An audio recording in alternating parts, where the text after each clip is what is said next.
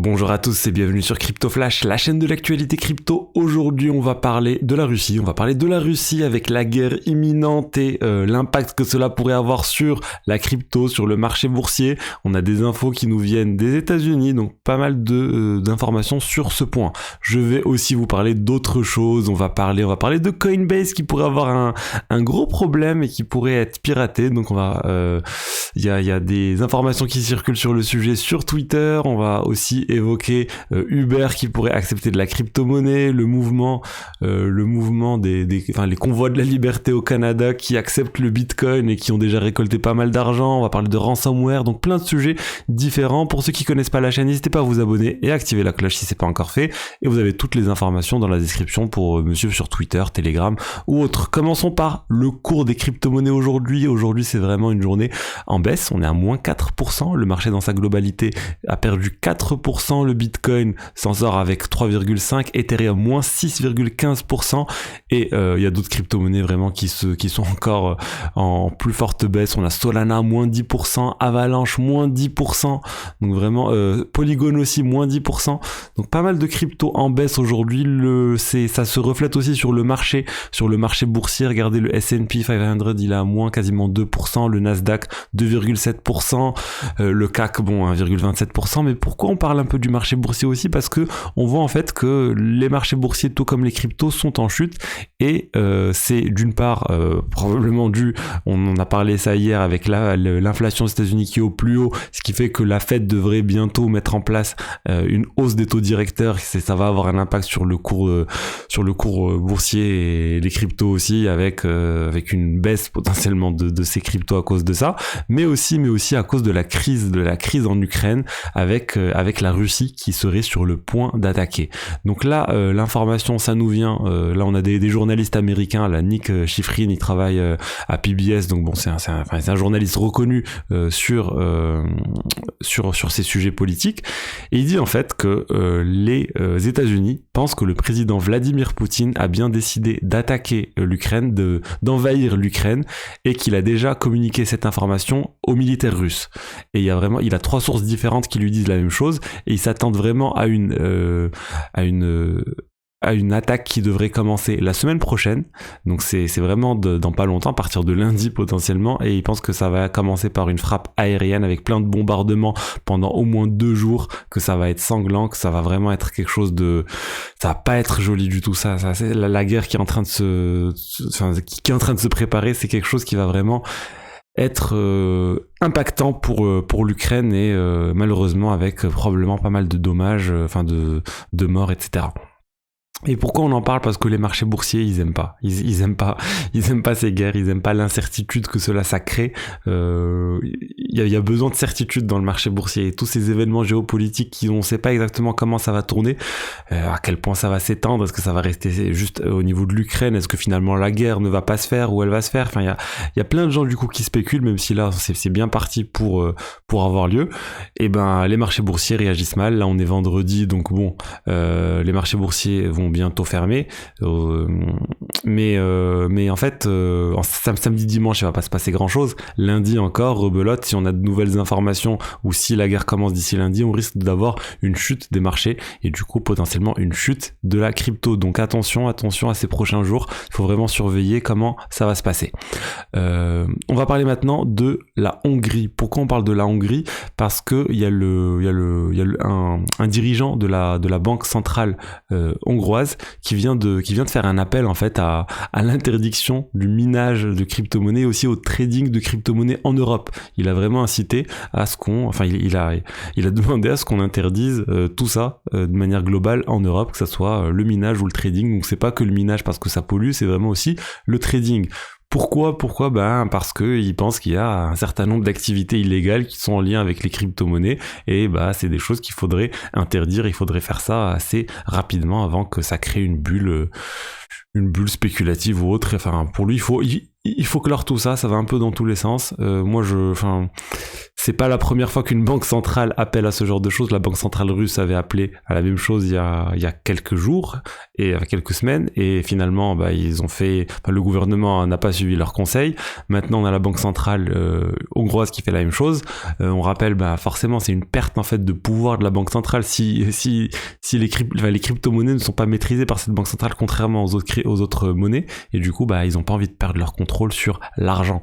Et c'est ça qui est en train de se passer. Et c'est pour ça que les banques centrales sont en train de développer leur propre, on va dire, crypto-monnaie, mais c'est pas vraiment des crypto-monnaies, c'est des CBDC, c'est des monnaies numériques de banque centrale. C'est l'équivalent de l'euro numérique, le dollar numérique, contrôlé par les banques centrales et qui leur donnerait encore plus de pouvoir parce qu'ils auraient vraiment une vision sur l'ensemble des comptes de tout le monde, alors que là ils passent forcément par des intermédiaires, les banques, donc c'est un peu différent.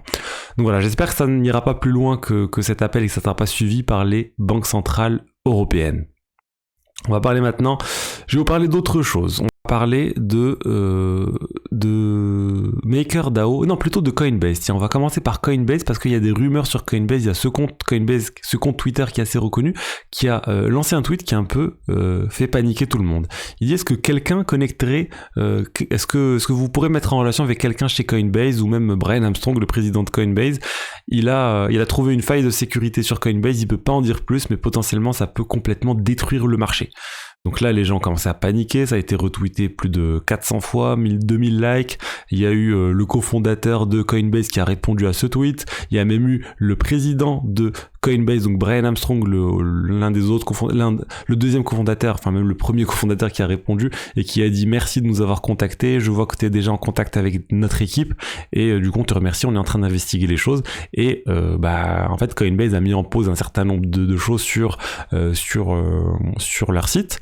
Et le chercheur en question, il a clarifié que c'était pas le cold storage ni le hot wallet de Coinbase qui était en jeu, c'est-à-dire c'est pas vraiment les crypto-monnaies de Coinbase qui étaient stockées chez Coinbase qui étaient en jeu, mais on se doute que c'est plus lié au mécanisme de trading, du coup au mécanisme de trading sur Coinbase qui aurait pu potentiellement, là on passe en mode spéculation, mais voilà, on pourrait imaginer qu'il y avait une faille qui faisait en sorte qu'on pouvait casser le marché, faire baisser le marché complètement, et du coup sur Coinbase, et ça allait se répercuter probablement sur d'autres exchanges, et ça aurait pu créer un flash crash ou quelque chose d'assez impactant pour les crypto-monnaies. On va attendre maintenant de voir le détail. Pour l'instant, là c'est vraiment tout frais. Il y a même pas une heure que c'est sorti tout ça. Donc on va voir maintenant comment Coinbase va communiquer sur ce sujet.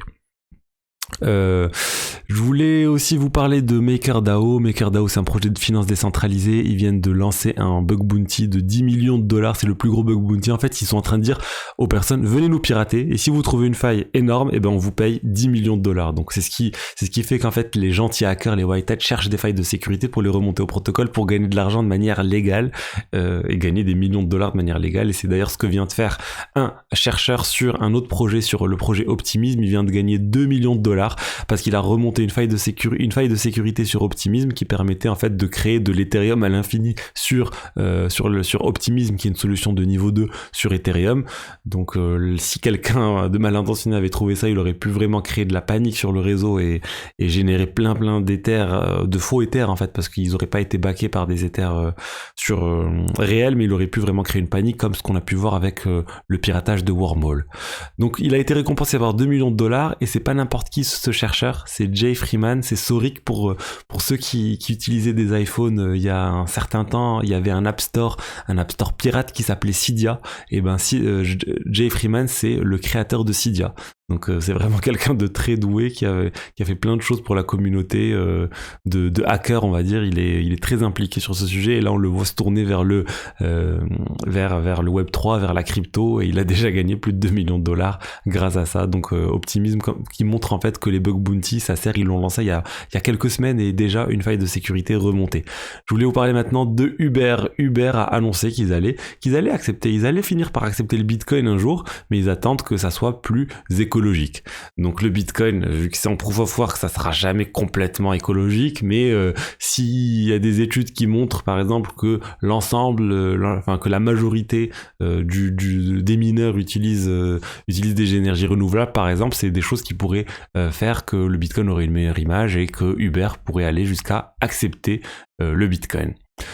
on va parler maintenant du Canada avec les convois de la liberté. On a parlé au Canada, c'est ces personnes qui manifestent contre les mesures sanitaires. J'avais fait une vidéo où je disais que GoFundMe avait bloqué 10 millions de dollars de donations à ce mouvement parce qu'ils ont besoin en fait de cet argent pour continuer à rouler, continuer à se chauffer, continuer à faire un certain nombre de choses. GoFundMe avait bloqué l'argent, ils avaient trouvé des excuses comme quoi il y a eu des manifestations violentes, il y avait des trucs violents qui ont eu lieu, du coup ils ont bloqué l'argent. Et là finalement ils ont réussi à lever juste avec du Bitcoin 700 000 $. Donc on est loin des 10 millions, mais c'est quand même une certaine somme et ça montre en fait comme quoi ils peuvent récolter de l'argent sans être bloqués, sans être censurés, sans dépendre de personne, et ça montre l'intérêt du Bitcoin. Mais ça aurait pu être aussi une autre crypto-monnaie. Je suis pas en train d'être Bitcoin maximaliste, ça aurait très bien pu être une autre crypto-monnaie, ça aurait pu être de l'Ether, ça aurait pu être une autre crypto-monnaie. En tout cas, toute crypto qui est pas centralisée, que personne peut censurer, aurait pu être utilisée, et c'est une bonne chose, et ça montre vraiment l'intérêt des crypto-monnaies. Et je voulais finir cette vidéo sur les ransomware. Les ransomware, c'est ces virus, ces groupes d'attaquants qui piratent des entreprises et qui leur demandent en fait une rançon pour qu'ils puissent récupérer l'accès à leur système d'information, qui paralysent tout le SI vraiment, ils chiffrent toutes les informations, ils rendent toutes les données inaccessibles et ils menacent même de les publier sur internet contre une rançon. Donc c'est des rançons à plusieurs millions de dollars qui sont donnés assez facilement par les entreprises, parce qu'en plus en général c'est payé par l'assurance de l'entreprise. Enfin bon, c'est quelque chose qui se fait assez couramment, et là en fait ils disent qu'en 2021 il y a déjà eu plus de 600 millions de dollars grâce aux ransomware qui ont enfin 600 millions de dollars de crypto qui sont atterris dans les poches des groupes de ransomware. C'est moins qu'en 2020, mais ils pensent que ce chiffre de 2021 va encore augmenter, parce qu'ils mettent du temps en fait à analyser toutes les informations, et en 2020 par exemple ils avaient réévalué la somme de plus de 50% une fois qu'ils avaient tout analysé. Donc on sera sûrement beaucoup plus de 600 millions de dollars. Donc ça montre vraiment que ça se termine pas, les ransomware, et c'est triste que ça arrive, mais ça montre aussi la puissance, on va dire, des crypto-monnaies. Là c'est surtout le Bitcoin et Monero qui est utilisé, et ça montre aussi la puissance que n'importe qui peut réaliser des paiements avec des crypto-monnaies en étant pas censuré. Après on rappelle juste que le dollar, il n'y a pas besoin de faire des crypto-monnaies pour faire des activités illégales. Le dollar c'est la crypto, c'est la monnaie la plus utilisée pour réaliser la plupart des transactions illégales, ou je parle du dollar, mais les euros aussi, tout ce qui est trafic de drogue dans le monde réel, etc. Ça se fait avec de la monnaie, c'est pas forcément de la crypto, mais surtout vraiment de la monnaie standard, du dollar, des euros, des billets de banque qui sont échangés par les trafiquants de drogue. Donc voilà, c'était tout pour les actualités crypto de la journée. J'espère que le contenu vous a plu. Si c'est le cas, n'hésitez pas à vous abonner, à liker et à commenter cette vidéo. Et je vous dis à demain pour une autre vidéo. Au revoir.